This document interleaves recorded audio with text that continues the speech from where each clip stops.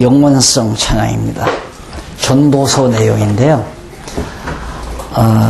어느 분이 한국에서 굉장히 유명한 분이 성경에는 부정적인 내용이 전도서에만 나온다. 다 헛되고 헛되다고 했기 때문에 전도서는 부정적인 그런 시각에서 말한 것이다라고 하는데 얼마나 그게 시각을 잘못 가지고 있는 걸 알 수가 있죠. 도리어 전도서는 여호와 하나님의 영원성을 갖다가 찬양하기 위한 내용입니다. 영원성 찬양.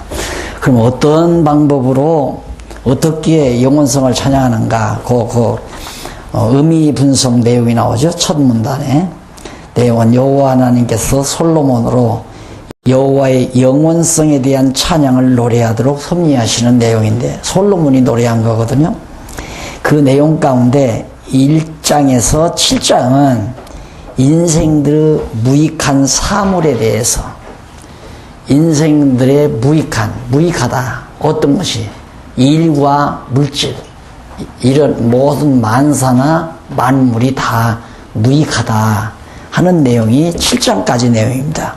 그리고 7장까지 내용만 보면 참 허무해요. 살아야 될 이유가 없어요. 그래서 아까도 말씀드렸지만 이 세상 태어나지 않은 사람이 훨씬 낫죠. 그 사람보다 조금 덜 나은 사람은 일찍 죽은 사람, 낳자마자 죽은 사람, 그리고 오래 살수록 미련한 것이고 허무한 것이다. 이제 그런 얘기거든요. 그러니까 대전제하에서 인생들이 하는 모든 일들은 무익한 일이고 만사만물이 다 유익이 없는 거다.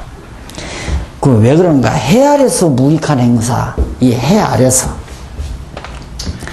해 아래란 말은 태양계 안에서라고 이렇게 과학적으로는, 천문학적으로 그렇게 생각합니다. 태양계 안에서. 우리 태양계 안에서. 근데 우리가 사는 이런 태양계가 뭐 수없이 많다고 그러잖아요.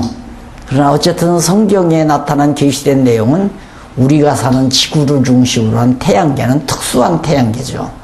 이 태양계 안에서 하는 일은 모두가 다 허무하다. 그러면 우주라는 것은 하나님의 영원한 세계는 또 무한대 아니에요? 무한대. 예.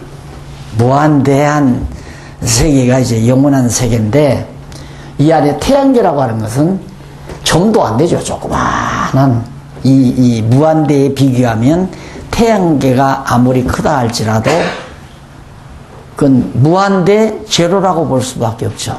비율이 안 되죠. 0.000000 해서 글쎄 내가 수학을 잘 표현하는지 모르겠습니다만은 태양계, 무한대한 영원 세계와 태양계를 수학적 비율로 말하는 무한대 0.00000000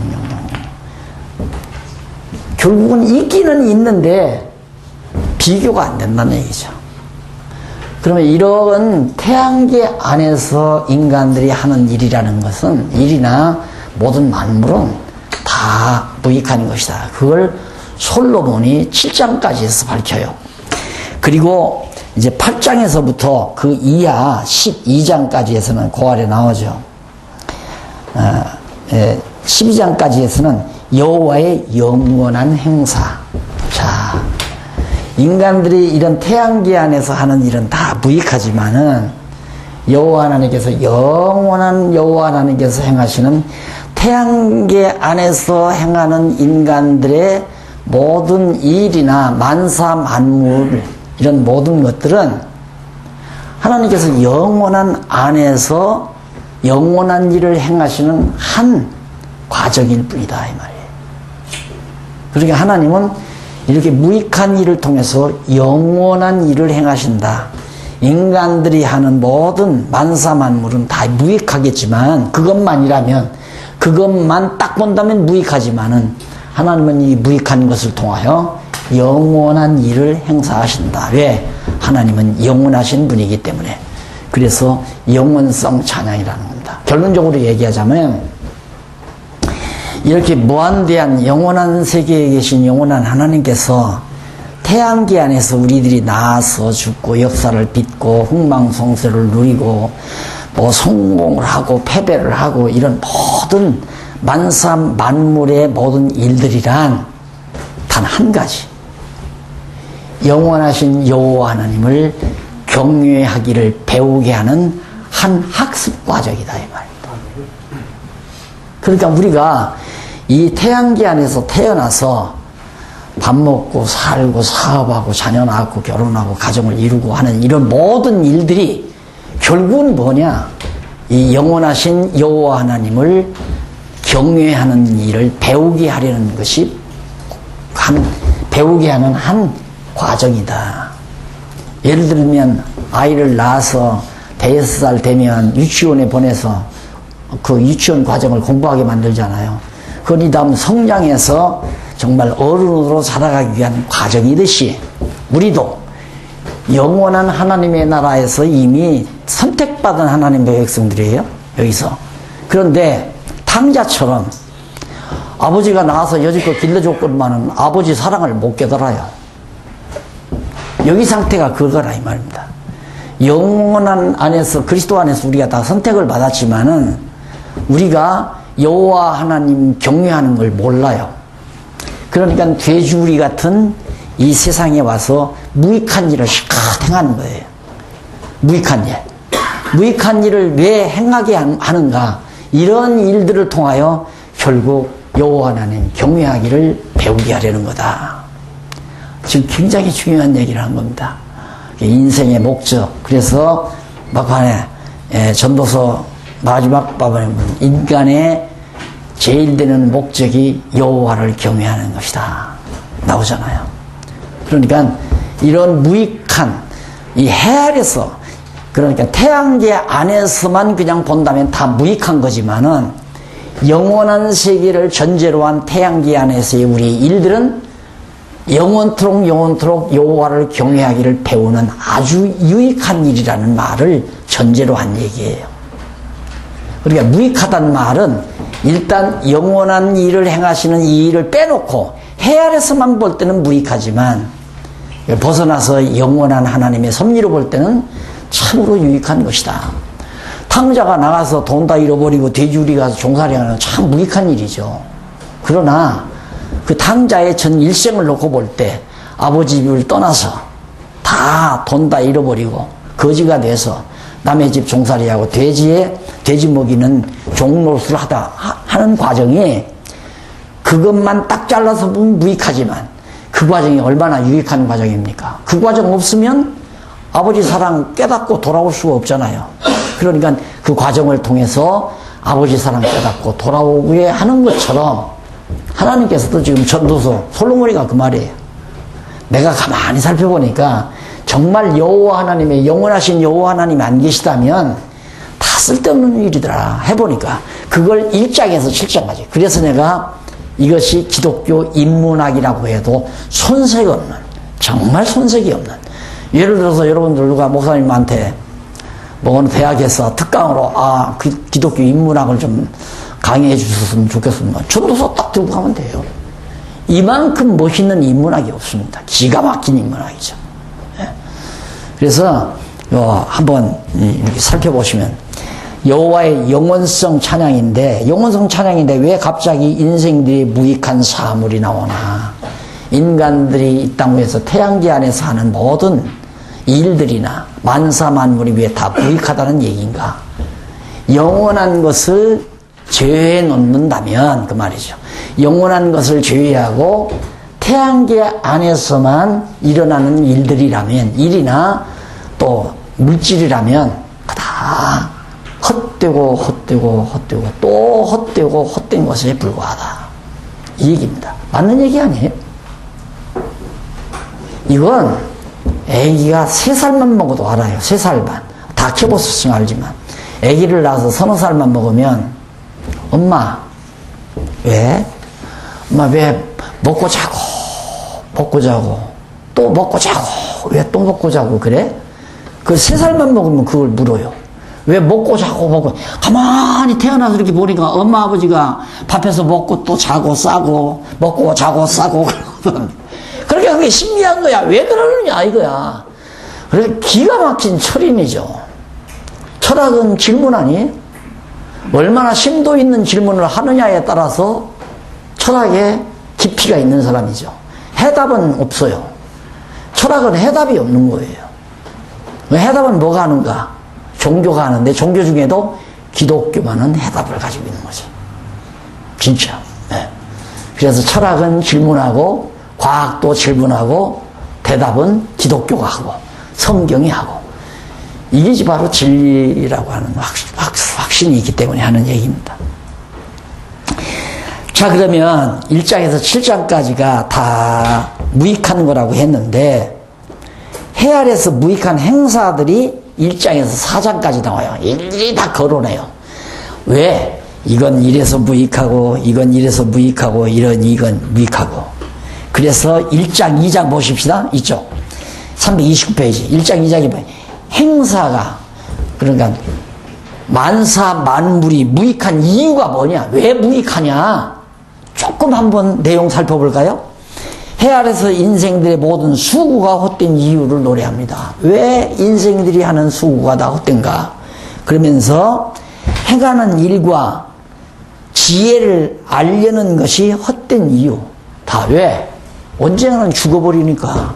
죽어서 없어지니까 다 무익한 거 아니냐. 그거와 왜 이미 죽어서 없어질 거 그냥 그것 때문에 아웅다웅하고 살 이유가 뭐냐. 말짱 다 헛건데. 예. 그런 얘기도 해요.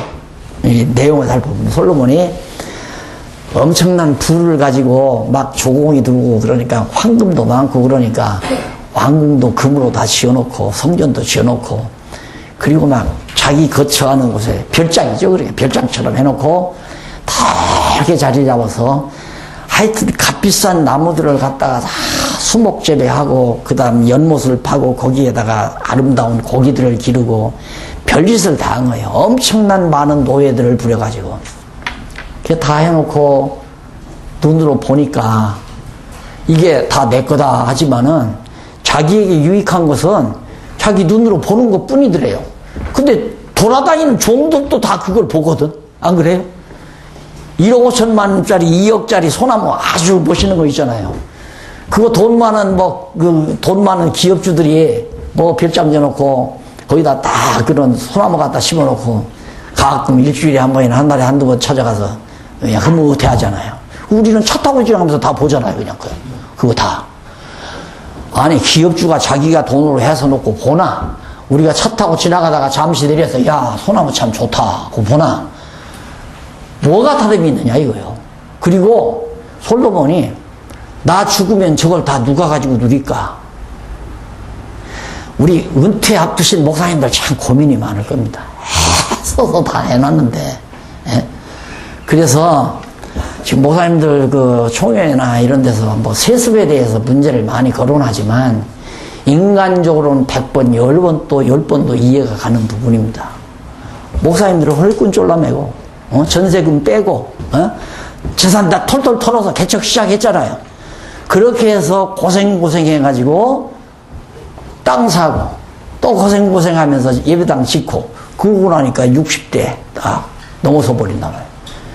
겨우 어떻게 당회실이라고 만들어서 야 여기가 이게 내가 저 당회장실인가 보다 하고 앉아서 조금 있다가 보니까 그냥 은퇴 나가 70일이니까 나가 내가 들어가야 되겠어. 총회에서 젊은 목사들이 들고 나오잖아요. 그러니 이것처럼 열받을 일이 어디 있어요. 그래서 참 헛되고 또 헛되구나. 쭉도록 내가 몇십 년 동안 개척해서 이런 거 말짱 나왔고 헛것이로구나. 누가 와서 어떻게 누릴지 어떻게 알아요. 보나 마나 정치력 있는 사람이 누르죠. 정치력 있는 사람. 예를 들어 몇천 명 교인 모인다면 정치력 없이는 절대 그 교회 후임으로 못 누르잖아요. 세상이 그런 거라 이 말이에요. 솔로몬이 그 고민을 하는 거예요. 내가 이거 다 일어나는데 이거 나 죽은 다음에 누가 어느 놈이 와서 이거 다 누리고 살지 어떻게 하느냐 이거야. 그래서 헛되더라. 죽으니까. 결국에는 인간은 영원히 안 죽고 살 수는 없잖아요. 행사가 무익한 사실, 어떤 일들이 실제로 무익한가, 앞에서는 이유, 왜 무익한가, 그 뒤에서는 3장과 4장에서는 사실, 무익한 사실, 이런 일들, 거기다 뭐, 천하 범사가 기한이 있고, 목적을 이룰 때가 있다고 선언합니다. 목적 이루고 나면 끝나잖아요. 목적을 예를 들면, 자, 주택주금을 하나 넣었어요. 새 집을 살다가 전셋집 얻어가지고, 야, 우리도 집 하나 마련하자 해서 매년 10년 적금을 집어넣었어요. 그래서 아파트 추첨을 해서 30평짜리 당첨이 됐어요. 당첨을 해서 딱 들어갔는데 벌써 결혼해가지고 뭐 돈 못 모으니까 30평짜리 들어가 보니까 벌써 나이가 50이 꿀꺽 넘어서 60이 내일 모레란 말입니다. 그러면 아들부터라도 30평짜리 가서 아버지는 들어가서 사는 맛을 이제 채 들이지도 않았는데, 아버지 돌아가시면 이건 내 거다. 아들부터 그러잖아요, 아들부터. 그럼 동생놈은 있다가, 이거 아버지가 나 줄라나, 형 줄라나.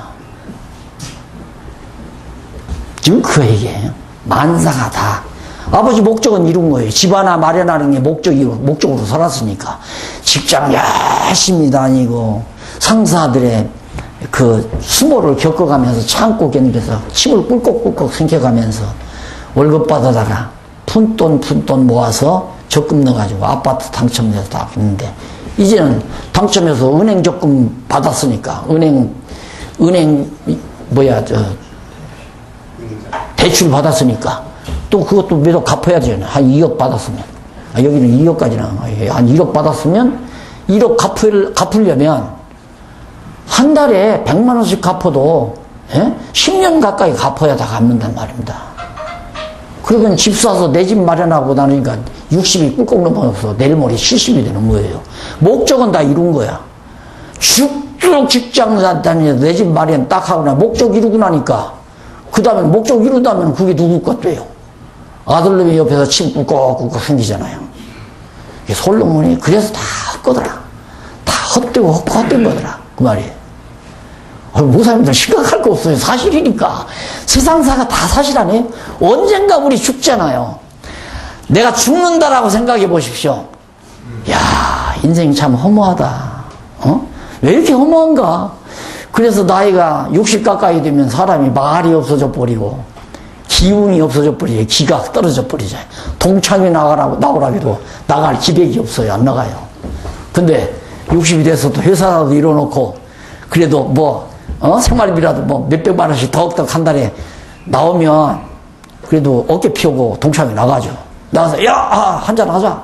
하고, 막 기살리면서 하지만, 이거 직장 생활하다가 겨우 아파트 하나 해놓고, 나이가 70 가까이 오는데 동창회 하라면, 나가래, 싫어. 그 자식 그 학교 갈 때 막 코리고 그러더만 그 자식이 어떻게 사업해가지고 사장 돼서 돈 많이 벌어가지고 요즘 보니까 외제 승용차 세단 타고 들어가는데 아주 꼴보기 싫은 거. 그것 보면 이제 자비안 오르잖아요. 그런 거 보면. 그게 인생살이 아닙니까? 솔로몬이 지금 그걸 얘기하는 겁니다. 왜 솔로몬이 앞부분에서 이런 얘기를 해요. 자기가 이제 다 이렇게 보니까 다 모든 게 다 때가 있는데 그 전에 자기는 도대체 무엇가 쾌락일까? 이제 다 이뤄놓고 나니까 즐기면서 살고 싶다 이거예요. 좀 즐기고 싶은데 어떤 것이 쾌락인지 몰라서 쾌락이 무엇인가 알려고 별장을 그렇게 쉽게 말해서 전두환인가 옛날 대통령들이 왜 저 청주에다가 별장 지어놓고 또 어디에 별장 지어놓고 해서 해놨잖아요. 나도 구경 가봤지만 잘 해놨더라고요. 잠자리도 잘 해놓고. 해놓으면 뭐예요? 해놓은 게 나중에는 없애는 사람도 있고, 죽어버리니까 남들이 와서 구경이나 하고, 이 못된 양반들 세금 걷어가지고 와서 이런 재미나 보고 살았구나. 욕이나 하고 가고. 그래서 솔로몬은 헛되더라. 그래서 거기 이제 무익한 이유와 무익한 사실을 말한 다음에 해 아래서 무익한 재물, 아까는 행사죠. 만사가 왜 무익한가? 그 다음 두 번째는 해 아래서 왜 재물이 무익한가? 우리 돈 막 벌어서 하려고, 돈만 거듭 벌어서 하려고. 그런데 이건희 회장, 이름까지 불러서 안 됐지만 이건희 회장이 숨지기 힘든 거 보십시오. 지금 2년째 식물인간으로 병원에 누워 있잖아요. 숨 넘어가겠어요? 여러분 같으면 넘어가겠어요? 예? 보나마나 롯데그룹 그 할아버지도 좀처럼아마 숨 못 거둘 거예요. 응? 한국에서 제일 높은 빌딩 130평 지어놓고 그 위에다 지금 사무실 하나 만들어 놨다는데 그걸 놓고 어떻게 숨을 거둬요? 이놈아, 어느 놈이 어디 가냐. 아들놈도 서로 가져가겠다고 싸움하고 눈앞에서. 재물도 다 무익하다는 얘기입니다. 그 이유가 뭔가 바로 나오죠. 재물이 무익한 이유. 거기 보니까 말씀을 듣고 말씀을 적게 하며 소원하는 것을 갚으라고 하면서 빈민이 학대받으나 땅의 이익은 무사람을 위한 것이다. 사실 하나님께서 이 세상의 모든 재물이라는 건 땅속에 있는 금덩어리나 보석덩어리나 모든 지하자원이나 이 세상에 있는 모든 물질은 세상에 사는 인간들이 지배하며 다스리면서 사용하라고 준 거 아니에요. 그런데 주먹 센 놈이 이게 이제 뭐 그게 국가가 이루어지는 과정이겠지만 사실 옛날 국가를 이루는 건 누가 싸움 잘하느냐. 주먹쟁이가 오야백이 돼가지고 이제 따르는 무리가 많으면 이웃 동네 치고, 그놈 해서 더 세력이 가면 다 이웃 동네 치고, 이게 김씨 마을이 좀 크면 가서 몽둥이 들고 가서 이씨 마을 쳐서 다 빼앗고, 그렇게 해서 부족 국가를 이루는 거 아니에요. 폭력으로 다 이루는 거거든요. 그러니까 국가 형성의 출발점은 폭력이에요. 이 주먹으로 다 이룬 거란 말이에요. 몽둥이, 그 전에. 그다가 그것이 발전해서 이제 화살, 그 다음 발전해서 총, 그 다음 대포, 그 다음 원자탄, 핵무기. 이게 얼마나 야만적인 행위인가를 우리가 알잖아요. 그러니까 솔로몬은 그 말이에요. 재물이라는 게 다 무익하더라. 똑같이 모든 분들이 같은 인간에게 하나님께서 베풀어 준 거니까 같이 먹고 같이 쓰고 같이 즐겨야 하는데 어디 그러더냐. 미국에서는 임료 곡물이 나와가지고 그걸 갖다가 막 배에다 싣고 가서 저 태평양 한 가운데다가 다 빠뜨려 버리고, 저 남미에서는 없어서 굶어 죽어가고. 그거 좀 실어다가 주면 안 돼요? 그렇게 되면 경제 파탄이 일어날 그거 안 되잖아요. 그러니까 이 경제라고 하는 것도 나는 저 전문가는 아니지만 가난한 나라가 있고 부유한 나라가 적당히 있어서 이게 해야 유지가 되지. 생각해 보세요. 중국이 일어나니까 완전히 우리나라도 침체 들어가고 일본도 침체해. 나중에 모든 나라들이 발전해서 이란, 이라크, 뭐 파키스탄 이런 나라들이 다 잘 먹고 잘 살게 되면 다 저 나라 거 저가 만들어 쓰지. 어디 뭐 이게 물물교환이 안 이루어질 거 아니에요. 그러면 경제에 완전히 공황이 와버리는 거죠. 그래서 솔로몬은 재물이 다 무익하더라. 그 이유를 거기서 밝히면서 지혜보다 못한 것이 재물이다. 참 얼마나 멋있어요. 지혜가 최고다. 재물보다. 왜? 솔로몬에게 재물을 주신 분이 누구예요? 여호와 아니에요? 아브람, 내가 소돔 왕이 나를 부자 되게 했다고 할까 봐서 나는 절대 전쟁 탈취물을 내가 안 가져간다. 왜? 재물을 주고 빼앗아 가시는 분이 여호와이시니까. 욥기서도 그랬죠. 욥도 주신 분도 하나님이시요 가져가신 분도 하나님.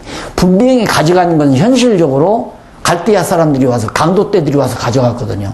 근데 욥은 절대 강도떼가 가져갔다고 안 해요. 하나님께서 가져갔다고 그러죠. 하나님께서 가져가는 방법이죠. 그게 강도떼들을 시켜서 뺏어가게 했으니까. 그러니까 재물을 주시는 분도 하나님, 가져가시는 분도 하나님이기 때문에 여호와 경외하고 사는 것이 최고다. 그러니까 이것도 이제 아들에게 남기는 하나의 유서와 같은 건데, 솔로몬이 르호보암에게 넌만 나라 경제 발전시키려고 발버둥 치지 마. 그냥 여호와만 잘 경외하고 살아. 그러면 된다. 자, 우리 목사님들이 참 제일 힘든 게 경제 문제 아닙니까? 교회 일을 하다가 보면 목사님들이 나가서 노동판에 가서 일하기도 그렇고 사업하기도 그렇고 이렇게 자비량한다는 게 쉽지도 않고 또 우리가 신학교에서 절대 자비량하지 말라. 그냥 목사는 그냥 굶어 죽든지 전념을 해라. 그렇게 배워가지고 또 절대 자비량을 하려고도 안 하잖아요. 그러다 보니까 경제적인 어려움이 오는 거죠. 이런 데서 참 힘이 들고 고달프지만은 그 믿음은 우리가 가져야죠. 누가 그래요? 하나님이 일을 했으니까 목사님들은 다 교인들이 먹여 살려야 한다고. 그래서 내가 그렇게 물었어요. 목사님 누구 일을 했어요? 교인들 일했어요. 하나님이 일을 했어요. 그러니까 하나님이 일을 했죠. 그럼 누가 생활비를 대야 돼요? 그러니까 그런데요. 하나님이 대야 되겠네요. 하나님이 언약을 했잖아요. 일하는 소에게 망씌우지 않겠다는 언약을 하나님이 하신 거예요. 신명기에 보면.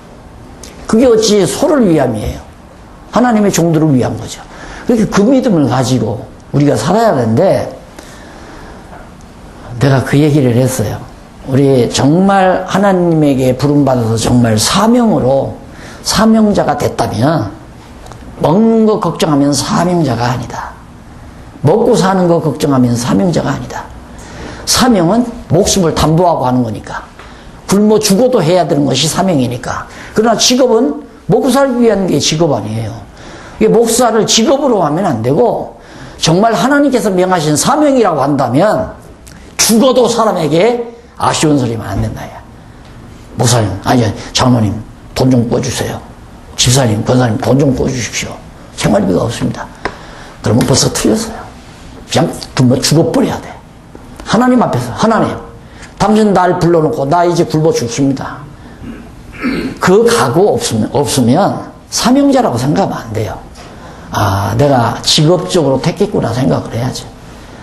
먹을 거 걱정하고 살 거 걱정하면서 정말 그 솔로몬이 재물 그거보다 더 중요한 것이 여호와 경외라. 절대 망씌우지 않는다고 약속하신 여호와 하나님의 말씀을 의지하고 여호와 의지하는 것이 재물보다 귀하다. 그리고 예수님께서 처음에 전도자를 보내잖아요. 복음서에 보내면서 전대도 가지지 말고 두보롯도 가지지 말고 그냥 담보롯에 한 벌씩 나가라 이거예요. 그 뭐냐? 예수님이 보냈으니까 예수님이 책임지겠다 이거예요. 보냄을 받은 자라는 게 그게 전도자 아니에요. 예수님께서 보냈으니까. 그래서 담보롯을 입고 가도 그러니까 그것이 오늘날에도 예수님께로부터 직접 성령 감동으로 내가 사명감을 받았다면 바울처럼 가난하게도 살고 부유하게도 살고 일체의 비결을 배우면서 목숨 내대고 하는 것이 바로 사명자죠. 그러니까 적어도 우리 모사님들이라면 사명자라고 생각해요. 사명. 내가 사명을 받아. 사명이 아니면 직업이라고 생각해서 걱정하고 생활 걱정하고 이러면 빨리 구멍가게라도 시작을 하셔야 돼요. 빵가게라도 시작을 하고.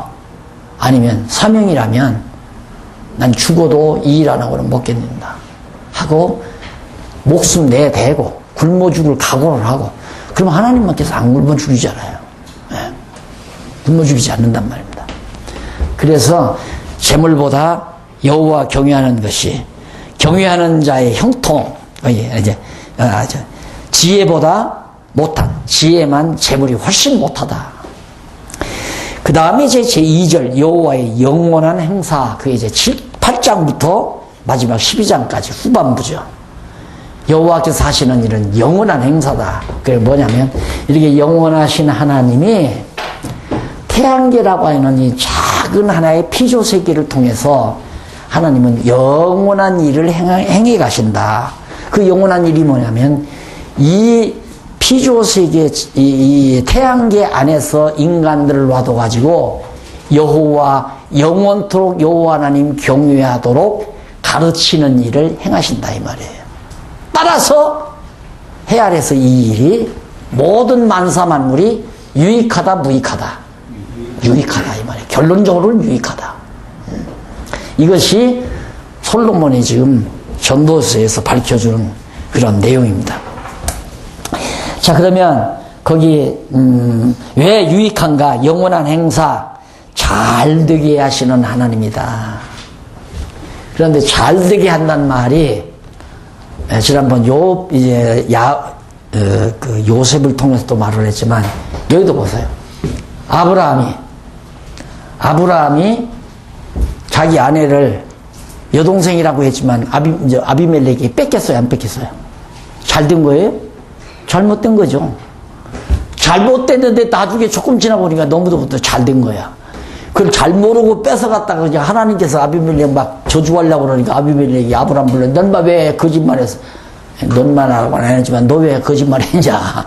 아내를 왜 동생이라고 했냐? 동생이라고 했으니까 내가 데려온 거 아니야, 이마. 그러면서 막 당장 데리고 나가. 그러면서 막 부자 돼가지고 거짓말하고 부자 돼가지고 나온 게 아브라함 아니에요. 결국은 어떤 일이든지 결과적으로 잘 된다. 결과적으로 하나님의 택한 백성 언약자손에게는 반드시 잘 되게 되어 있다. 예수님이 십자가에 못 박아 죽이잖아요. 얼마나 잘못돼요. 제자노한테 배신당하고 팔림당하고 은삼십에 잘못되지만 결과적으로는 사망원세 이기시고 부활의 영광의 아침 다 박살내버리잖아요. 잘 됐잖아요. 자, 요셉도 마찬가지죠. 요셉의 일생. 그래서 항상 우리는 모든 일들을 통째로 봐야지 지엽적으로 보면 좌절하고 절망한다. 요셉 사랑받고 미움받고 팔려가고 종생활하고 감옥에 갇히고 그리고 총리가 되고. 자, 그러면 사랑받는 건 좋고 그 다음 팔려가는 건 싫고 종되는 것도 싫고 그 다음 종되는 것도 싫고 그 다음 애매히 애매히 당하는 것도 억울하게 당하는 것도 싫고 그 다음 감옥에 가는 것도 싫고 이거 다 싫다면 총리가 될까요? 못 되잖아요. 따라서 사랑받는 것도 좋고 다 좋아요. 다 잘 돼가는 거예요. 이게 형통이라 이 말입니다. 우리는 형통이라는 것이 요셉이 아버지 사랑받다가 정말 커가지고 이쁜 여자하고 결혼해가지고 자손 잘 낳고 편안하게 잘 살아야 형통이라고 생각하잖아요. 근데 하나님께서 형통케 하시는 것은 형통한 날과 곤고한 날, 이걸 겸해서 주시면서 결과적으로 더 좋게 하신다. 그래서 우리 성도들은, 택한 백성들은 범사에, 이 범사니 모든 일, 아버지 사랑받는 일이나 형제들 미움받는 일이나 팔려가는 일이나 그 다음 종생활하는 일이나 억울하게 감옥에 가는 일이나 다 모든 범사가 다 감사할 수밖에 없다. 왜? 총리가 안 됐으면 언약자손들 다 굶어 죽잖아요. 자, 그래서 우리의 시각을, 우리의 관심이나 시각을 좁게 두지 말고 항상 우리 언약자손들은 이렇게 밴댕이 속처럼 이렇게 바라보지 말고 전체를 보라. 입체적 시각을 가지고 살아야 된다 하는 것이 항상 제가 말하는 내용입니다. 우리 언약자손들은 입체적 시각을 갖자. 이건 하나의 수평적 시각 아니에요. 여기서 여기까지 쭉 살아오는 건데. 그런데 영원한 세계는 입체를 초월한 아주 영원한 세계 안에서 우리가 이렇게 살아가는데 이런 걸 통해서 결국 뭔가 언약자손들로 하여금 여호와 경외하기를 가르치잖아요. 태양계 안에서 이런 일들을 통하여. 그러니까 우리는 왜 이 세상에 왜 사는가? 가장 큰 목적은 여호와 경외하기를 배우는 목적으로 산다. 여호와를 경외하는 걸 배우는 게 목적이고, 나는 그래서 목회할 때도 우리 교인들한테 난 목회하기 위해서 살지 않습니다. 하나님께서 날 이렇게 교회를 맡겨서 목회하게 하는 것은 이 일을 통해서 여호와 경외하기를 배우게 하려고 나를 목회를 시킨 거라고 생각합니다. 그러니까 난 목회가 목적이 아닙니다. 맞는 얘기 아니에요. 인간의 제일 되는 목적이 여호와 경외하는 일이니까. 인간의 본분이 무엇이냐. 솔로몬이 전도서 12장 마지막 부분에서 밝혀놓잖아요. 결국 태양계 안에서 헛되고 헛된 일들을 통해서 얻어진 게 뭐냐면 인간의 본분인 여호와 경외하기를 배운 것이 유익한 거다. 따라서 태양계 안에서 이루어진 모든 헛된 일들도 결과적으로는 유익하다. 그런 얘기입니다. 이게 잘 되게 하시는 하나님인데 경외하는 자를 형통, 여호와 경외하는 자를 하나님께서는 형통케 하고 지혜로운 자가 굉장히 유익하다. 무익한 게 아니라. 이게 19장 13절로부터 10장까지 나오죠. 여호와 경외하는 자에게 불리한 일은 하나도 없어요. 다 유익한 일이죠. 그런데 우리는 당장 생각해 보세요. 요셉이 감옥에 딱 들어앉아서 이거 뭐야 이거. 아, 여호와 하나님이 살아계신 거야 안 살아계신 거야. 확인 안 됐다면 아마 이때 벌써 제1 니체가 생겨나서 이 시대의 니체가 생겨났을 거예요. 여호가 있기는 뭐가 있어. 내가 뭐가 잘못했기에 이 감옥에 외국 땅에 와서 타국에 와서 죄인이 돼가지고 그것도 죄가 있어서 죄인이 감옥에 들어온 거냐. 죄도 없는 데가 감옥에 들어와서 이렇게 살아도 나타나지도 않고 계시도 없고 아무 말씀도 없는 여호와가 있기는 뭐가 있어. 얼마든지 그럴 수 있잖아요. 그게 없어. 그 과정이 너무너무 좋았던 과정이다. 그런데 실제로 하나님이 보실 때 참 너 좋은 길 잘 간다. 야, 너 애굽으로 잘 팔려간다. 그런데 팔려가는데 내가 만약에 팔려간다면 이거 재수없이 걸렸구나 이거. 정말 재수없구나. 스트레스 팍팍 받고 살 거 아니에요. 그래서 역사 해석이라는 게 참 중요합니다. 우리가 성경을 배우고 나면 역사 해석을 부정적으로 해석하지를 않아요. 모든 역사를 지금 당장 김정은이가 재단 쳐도 저것도 하나님께서 좋게 하시려고 바둑알을 놓는 거구나. 그렇게 보는 거죠. 긍정적으로 보는 거예요. 당장 친구가 와서 날 속여가지고 1,000만 원을 떼먹고 갔다. 그걸 부정적으로 보지 않는다 이 말이에요. 이 일을 통해서 하나님은 어떠한 일을 이루시려고 나에게 이런 일이 일어나게 했다. 그래서 불만하거나 짜증하거나 스트레스 받거나 그게 없어져 버린다 이 말이에요.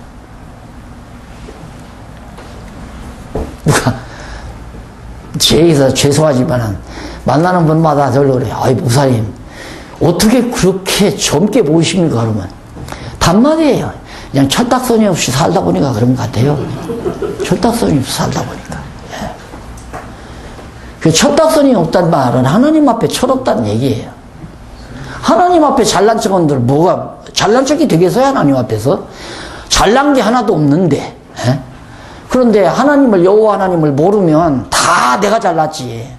내가 머리가 좋고 내가 강의를 잘하고 내가 지혜가 있고 뭐 전부 내가 본주어가 내가 되는 거죠. 그런데 성경을 알고 나면 본주어가 여호와로 돌아가죠. 여호와께서 나는 가주어예요.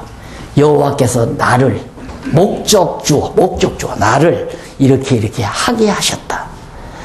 항상 그런 생각을 떠나서는 안 되죠. 그래서 자연히 스트레스를 덜 받으면 뭐 늙는 데에 있어서 늙는 요소가 스트레스가 가장 많이 발생시킨다고 그러잖아요. 근데 우리는 뭐 한시도 스트레스 없이 살지 못하는 때가 많은데 예상에 안 되는 일이 많으니까 이거 보세요. 사랑받고 총지된 일은 2번밖에 없는데 요셉이 일생 보면 안 되는 일이 거의 다 아니에요. 그리고 이동안 요셉이 스트레스 받으면 자살했죠. 옥살을 했겠죠. 옥에서 그냥 차라리 끈을 목매다 죽어버리든가 했지 살아남겠어요. 근데 그게 다 잘 돼가고 형통한 길로 잘 나가고 있다. 지금 목회가 안 되시면 지금 하나님께서 형통한 길로 잘 인도하신다. 안 믿어지죠? 믿어질 때까지 공부를 하셔야 돼. 그 다음 지혜로운 자의 유익하고는 마지막 심판 나오죠. 심판하시는 하나님. 11장에서부터 12장까지 여기는 하나님이 어떤 여호와 누구냐 심판하시는 영원한 심판이죠. 심판도 간단한 심판이 아니에요. 그냥 영원한 심판. 그래서 심판에 대한 경고를 해요. 씨 뿌리고 즐거워하며 불행을 생각하는 이유를 노래하면서 하나님이 심판하실 줄 알고 마음대로 행하라. 내 마음대로 하고 싶은 대로 해라. 그러나 하나님의 마지막 심판이 있다는 걸 알고 해라 이 말이에요. 그러면서 마지막 그 심판에 대한 확증 그러면서 쭉 얘기를 하는데 그 이제 말씀과 두목은 하나님이 주셨다면서 훈계를 받으라고 하나님을 경외하고 명령을 지켜야 하는 이유를 쭉 노래하면서 결국은 인간이 여호와를 경외하는 것이 인간의 본분이다. 그래서 하나님의 영원하신 일, 하나님은 지금 하나님께서 영원한 일을 해가시는 가운데 우리를 시간 안에 형상세계, 피조세계에 이렇게 딱 태양계 안에다 집어넣고 우리를 지금 교육시키는 거예요. 여호와 경외하기를 모르던 우리를 이런 태양계 안에다 계시세계에 집어넣고 여호와 경외하기를 배우게 해서 영원한 세계로 우리를 다시 이끌어가는 것. 영원한 심판, 우리는 영원한 생명심판, 생명부활을 해서 천국으로 우리는 가는 거고, 여호와 경외하기를 모르는 자는 지옥으로 가는 영원한 심판을 하나님이 하시기 때문에, 그래서 전도서는 여호와의 영원성 찬양 내용이다. 또 좀 쉬셔야죠.